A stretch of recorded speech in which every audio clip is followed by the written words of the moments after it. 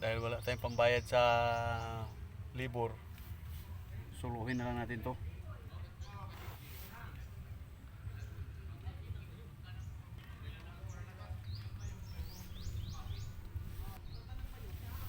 Madali lang naman to guys. Simple lang to. Ganitong kutik ang tawag dito sa liter nito. You know.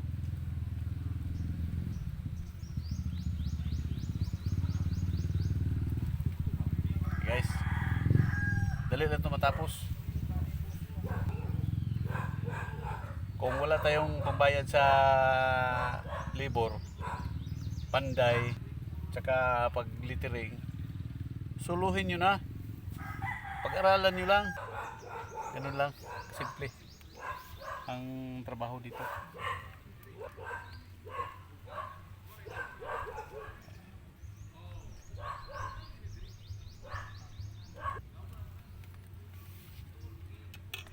Okay guys, merinda muna tayo.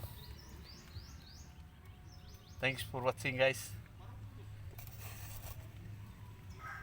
Safeguard ang ano ito guys. So, safeguard.